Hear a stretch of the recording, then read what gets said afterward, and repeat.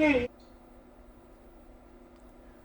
ರಾಜ್ಯದಲ್ಲಿ ಪರ ವಿರೋಧ ಚರ್ಚೆಗೆ ಕಾರಣವಾಗಿರುವ ಶರಾವತಿ ಪಂಪ್ ಸ್ಟೋರೇಜ್ ಯೋಜನೆಯನ್ನ ಮತ್ತಷ್ಟು ವಿರೋಧಿಸಿ ರಾಷ್ಟ್ರಭಕ್ತರ ಬಳಗ ಹಾಗೂ ಪರಿಸರ ಪ್ರೇಮಿಗಳು ಶಿವಮೊಗ್ಗದಲ್ಲಿ ಪ್ರತಿಭಟನೆ ನಡೆಸಿದ್ದಾರೆ. ಶಿವಮೊಗ್ಗದ ನೆಹರು ಕ್ರೀಡಾಂಗಣದ ಎದುರು ಪ್ರತಿಭಟನೆ ನಡೆಸಿದ ಮಾಜಿ ಡಿಸಿಎಂ ಕೆಎಸ್ ಈಶ್ವರಪ್ಪ ಸರ್ಕಾರಕ್ಕೆ ಎಚ್ಚರಿಕೆ ನೀಡಿದ್ದಾರೆ.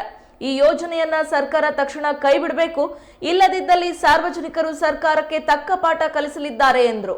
ಇನ್ನು ಈ ಅಹೋರಾತ್ರಿ ಧರಣಿಯಲ್ಲಿ ಶಿವಮೊಗ್ಗದ ನೂರಾರು ಜನರು ಭಾಗಿಯಾಗಿದ್ದು ಹೋರಾಟ ದೊಡ್ಡ ಮಟ್ಟದಲ್ಲಿ ಮಾಡುವ ಮೂಲಕ ಸರ್ಕಾರದ ಗಮನ ಸೆಳೆದಿದ್ದಾರೆ.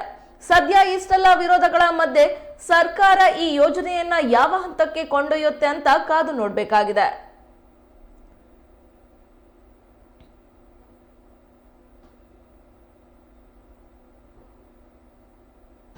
ಎಲ್ಲ ಸಂಘ ಸಂಸ್ಥೆಗಳ ಅಧ್ಯಕ್ಷ ನನಗೂ ಕೂಡ ಕರೆದು 4 ಮಾತಾಡೋದಕ್ಕೆ ಅವಕಾಶ ಮಾಡಿಕೊಟ್ಟೆ. ಎಲ್ಲರೂ ಕೂಡ ಒಂದಿಸ್ತಾ ಹಾಗಾಗಿ ನಾನು ರಾಜ್ಯದ ಸರ್ಕಾರಕ್ಕೆ ಕೈ ಮುಗಿದು ಪ್ರಾರ್ಥನೆ ಮಾಡ್ತಾ ಇದೀವಿ. ಈ ಒಂದು ಶರಾವತಿ ಪಂಪ್ ಪ್ರಾಜೆಕ್ಟ್ ಅಂತ ಏನು ತಾವು ಮಾಡ್ಲಿಕ್ಕೆ ಕೂತಿದೀವಿ,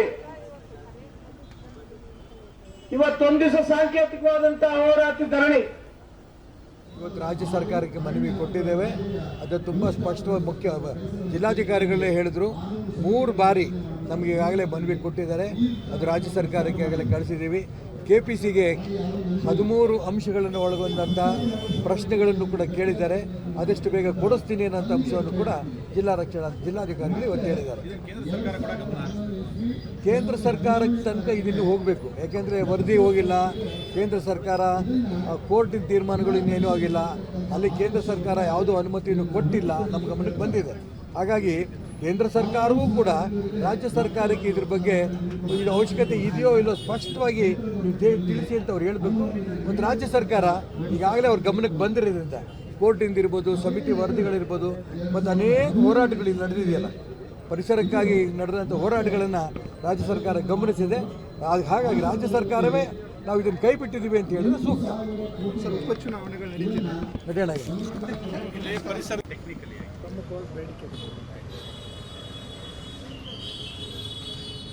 ಶರಾವತಿ ಪಂಪ್ ಸ್ಟೋರೇಜ್ ಯೋಜನೆ ನಮ್ಮ ಗೇರುಸೊಪ್ಪಾದ ನಮ್ಮ ಕ್ಷೇತ್ರ ಬಂಗಾರಮಕ್ಕಿಯಿಂದ ಕೇವಲ 1.5 ಕಿಲೋಮೀಟರ್ ವ್ಯಾಪ್ತಿ ಹತ್ತಿರದಲ್ಲೇ ಆಗ್ತಾ ಇರುವಂಥದ್ದು. ಈ ಯೋಜನೆ ಕುರಿತಾಗಿ ನಾವು ಇಂದು ನಿನ್ನೆಯಿಂದಲ್ಲ 2006-7ನೇ ಇಸ್ವಿಯಿಂದಲೇ ಇದರ ವಿರುದ್ಧವಾಗಿ ನಾವು ಧ್ವನಿ ಎತ್ತಿದ್ದೇವೆ. ಆವತ್ತಿಂದೂ ಸಹ ಇದಕ್ಕೆ ಎಲ್ಲ ರೀತಿಯ ತಡೆಯನ್ನು ತರತಕ್ಕಂಥ ಪ್ರಯತ್ನವನ್ನು ಮಾಡಿದ್ದೇವೆ. ಇವತ್ತು ನಮ್ಮ ಸಂಘಟನೆಯ ಎಲ್ಲ ಪ್ರಮುಖರನ್ನು ಜೊತೆಗೂಡಿ ತಾರ್ಕಿಕವಾಗಿ ಒಂದು ಕಾನೂನಾತ್ಮಕ ಹೋರಾಟಕ್ಕೆ ನಾವು ಇಳಿದು ಇದಕ್ಕೆ ತಾತ್ಕಾಲಿಕವಾಗಿರತಕ್ಕಂಥ ತಡೆಯನ್ನೂ ಸಹ ತರತಕ್ಕಂಥ ಪ್ರಯತ್ನವನ್ನು ಮಾಡಿದ್ದೇವೆ. ಆ ಒಂದು ಹಂತದಲ್ಲಿ ತಾತ್ಕಾಲಿಕ ತಡೆ ಸಿಕ್ಕಿದೆ. ಆದರೆ ನಮಗೆ ಪರಿಪೂರ್ಣ ವಿಶ್ವಾಸ ಆಗೋದು ಎಲ್ಲಿಯವರೆಗೆ ನ್ಯಾಯದಲ್ಲಿ ಆದೇಶ ಆಗಬೇಕು, ಇದು ಪರಿಪೂರ್ಣ ಬಿಡಲಿಕ್ಕೆ ಸರ್ಕಾರಕ್ಕೂ ಸಹ ನ್ಯಾಯಸ್ಥಳ ನಿರ್ದೇಶನ ನೀಡುವಂತಾಗಬೇಕು. ಜೊತೆಗೆ ಯುನೆಸ್ಕೋ ಇದನ್ನು ಮಧ್ಯಪ್ರವೇಶ ಮಾಡುವ ಮುಖಾಂತರ ನಮ್ಮ ಇಡೀ ಪಶ್ಚಿಮ ಘಟ್ಟವನ್ನು ರಕ್ಷಿಸಲಿಕ್ಕೆ ಅದು ಮುಂದಾಳತ್ವವನ್ನು ವಹಿಸ್ಕೊಳ್ಬೇಕು. ಆ ದಿಶೆಯಲ್ಲಿ ನಾವು ಈಗಾಗಲೇ ಅದಕ್ಕೆ ಮನವಿಯನ್ನು ಮಾಡಿದ್ದೇವೆ, ಅವರು ಸ್ಪಂದನೆ ಮಾಡಿದ್ದಾರೆ. ಆ ದಿಶೆಯಲ್ಲಿ ಹೋರಾಟ ಒಂದು ಭಾಗದಲ್ಲಿ ಜನಸಾಮಾನ್ಯರನ್ನು ಎಚ್ಚರಿಸುವಂಥ ಕೆಲಸ ಆದರೂ, ಇನ್ನೊಂದು ಭಾಗದಲ್ಲಿ ಕಾನೂನು ದೃಷ್ಟಿಯಿಂದ ಹೋರಾಟವನ್ನು ಮಾಡ್ತೇವೆ. ಇನ್ನೊಂದು ದೃಷ್ಟಿಯಲ್ಲಿ ಎಲ್ಲ ಸಂಘಟನೆಗಳನ್ನು ಸೇರಿಸಿಕೊಂಡು ಯುನೆಸ್ಕೋದಂಥ ಮಹಾ ಸಂಸ್ಥೆಯನ್ನು ಜೊತೆಗೂಡಿಸಿಕೊಂಡು ನಾವು ಈ ಹೋರಾಟಕ್ಕೆ ಮುಂದುವರಿತೇವೆ. ವಿರೋಧಕ್ಕೆ ಕೇವಲ ಯಾಕಂತ ಹೇಳಿದ್ರೆ KPC ಇಂಜಿನಿಯರ್ಗಳಾಗಿ ಅಧಿಕಾರಿಗಳಲ್ಲಿ ಯಾವುದೇ ವಿರೋಧ ಪಡಿಸುವಂಥದ್ದು ಏನೂ ಇಲ್ಲ, ಪರಿಸರಕ್ಕೆ ಒಂದು ಚೂರು ಹಾನಿ ಆಗೋದಿಲ್ಲ, ಅಂಡರ್ಗ್ರೌಂಡಲ್ಲಿ ನಾವು ಮಾಡ್ತೀವಿ ಅಂತ ಹೇಳ್ತಾರೆ. ಈಗ ನಿಮ್ಮ ಮನೆ ಅಡಿಗೆ ನಾವು ಬಾಂಬ್ ಹಾಕಿದ್ರೆ ಏನಾಗುತ್ತೆ? ನಿಮ್ಮ ಮನೆ ಅಡಿಗೆ ಸುರಂಗ ತೆಗಿತೇವೆ, ನೀವು ಒಪ್ಪಿಗೆ ಕೊಡ್ತೀರಾ? ನೀವು ಬೇಸರ ಮಾಡ್ಕೊಳ್ಬೇಡಿ. ನಾನು ಜಿಲ್ಲಾಧಿಕಾರಿಗಳಿಗೆ ಪ್ರಶ್ನೆ ಕೇಳಿದ್ದೇನೆ. ನಮ್ಮ ಉತ್ತರ ಕನ್ನಡ ಜಿಲ್ಲೆ ಜಿಲ್ಲಾಧಿಕಾರಿಗಳ ಆವಾಸ ಸ್ಥಾನದ ಅಡಿಯಲ್ಲೇ ಸುರಂಗ ಮಾರ್ಗ ಹೋಗಿದೆ. ಅವ್ರಿಗೆ ಇದೇ ಪ್ರಶ್ನೆ ಕೇಳಿದೆ, ನಿತ್ಯ ನಿಮ್ಮ ನಿರಂತರ ನಿದ್ರೆ ಬರುತ್ತಾ ಅಂತೇಳಿ. ಅಲ್ಲಿ ನಿರಂತರವಾಗಿ ಜಿಂಕೆ, ಅನೇಕ ಪ್ರಾಣಿ ಪಕ್ಷಿಗಳಿದ್ದವು. ಇವತ್ತು ಅದನ್ನು ನೋಡ್ಲಿಕ್ಕೆ ಸಹ ಸಿಗ್ತಾ ಇಲ್ಲ. ಹಾಗಿದ್ರೆ ನಾವು ಮನುಷ್ಯರು ನಮಗೆ ಬದುಕಲಿಕ್ಕೆ ನಮಗೆ ವ್ಯವಸ್ಥೆಗಳು ಬೇಕು. ನಮ್ಮ ಜೊತೆಯಲ್ಲಿ ನಮ್ಮನ್ನು ಬದುಕಿಸ್ತಕ್ಕಂಥ ಪ್ರಾಣಿ ಪಕ್ಷಿಗಳು ಬದುಕೋದು ಬೇಡವಾ? ಒಂದು ಗಮನದಲ್ಲಿರಲಿ, ಜೇನು ನೊಣ ಪರಾಗಸ್ಪರ್ಶವನ್ನು ಮಾಡದೆ ಇವತ್ತು ಯಾವುದೇ ರೀತಿಯ ಬೆಳೆ ಬೆಳೀಲಿಕ್ಕೆ ಸಾಧ್ಯ ಇಲ್ಲ. ಇದು ವೈಜ್ಞಾನಿಕವಾಗಿ ಪ್ರೂವ್ ಆದಂಥದ್ದು. ಹಾಗಿದ್ರೆ ಅಂತಹ ಜೇನು ಸಂತತಿಯೇ ಇಲ್ಲಿ ನಷ್ಟವಾಗಿ ಹೋಗ್ತಾ ಇದೆ. ಅದರ ಬಗ್ಗೆ ಯಾರು ಯೋಚನೆ ಮಾಡ್ತಾರೆ? ಶರಾವತಿ ಕೊಳ್ಳದಲ್ಲಿ ಇರತಕ್ಕಂಥ ಜೀವಜಂತುಗಳು, ಜೀವ ವೈವಿಧ್ಯತೆ ಬಗ್ಗೆ ನದಿಯಲ್ಲಿರ್ತಕ್ಕಂಥ 306ಕ್ಕಿಂತ ಹೆಚ್ಚಿನ ವೈವಿಧ್ಯತೆಗಳಿದ್ದಾವೆ ಅನ್ನೋದನ್ನು ಗುರುತಿಸಲ್ಪಟ್ಟಿದ್ದಾವೆ. ಅದರ ಬಗ್ಗೆ ಅಧ್ಯಯನ ಆಗಬೇಕು. ಅಧ್ಯಯನ ಮಾಡುವ ಮೊದಲೇ ಕೊಲೆ ಮಾಡಲಿಕ್ಕೆ ಹೊರಟಿದ್ದೀರಲ್ಲ, ಇದು ಯಾವ ನ್ಯಾಯ? ಯಾವ ಸಂವಿಧಾನ ನಿಮಗೆ ಹಕ್ಕನ್ನು ಕೊಟ್ಟಿದೆ? ಅದರ ಬಗ್ಗೆ ಸಂಶೋಧನೆ ನಡೀತಾ ಉಂಟು. ಸಂಶೋಧನೆ ಮಾಡುವ ಮೊದಲೇ, ನಾವು ಮಗು ಹುಟ್ಟುವ ಮೊದಲೇ ಭ್ರೂಣ ಹತ್ಯೆ ಮಾಡಿದಾಗ ಆಗ್ತಾ ಇದೆ. ಏನಿದೆ ಅಂತ ಗೊತ್ತಿಲ್ಲ.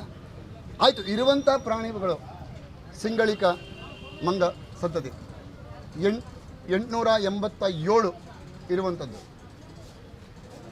ಅದನ್ನು ಅತಿ ಮುಖ್ಯವಾಗಿ ಇರತಕ್ಕಂಥ ಸ್ಥಳ ನಮ್ಮ ಗೇರ್ಸೊಪ್ಪನೆ, ಅಲ್ಲಿ 10 ಕಿಲೋಮೀಟರ್ ವ್ಯಾಪ್ತಿಯಲ್ಲಿ, ಅಲ್ಲೇ ಪಂಪ್ ಸ್ಟೋರೇಜ್ ಮಾಡ್ತಾ ಇದ್ದೀವಿ. ಅಲ್ಲಿ ನೀವು ಮಾಡ್ತಾ ಇರ್ತಾರೆ. ಇದಕ್ಕೆ ಸರಿ ಸಮಾನ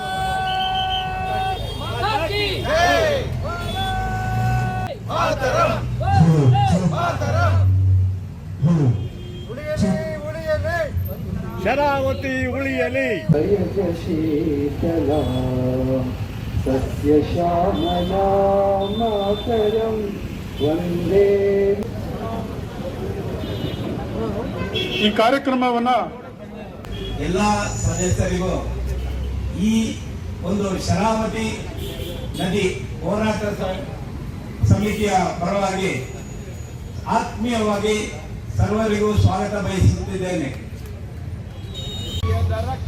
ರಕ್ತವೇ ಅಲ್ಲ, ಹೃದಯದ ರಕ್ತ ರಕ್ತವೇ ಅಲ್ಲ, ಹೃದಯವೇ ಅಲ್ಲ, ಹಿಡಿಯದ ಹೃದಯ ಹೃದಯವೇ ಅಲ್ಲ, ಹಿಡಿಯದ ಹೃದಯ ಹೃದಯವೇ ಅಲ್ಲ, ಹಿಡಿಯದ ಹೃದಯ ಹೃದಯವೇ ಅಲ್ಲ.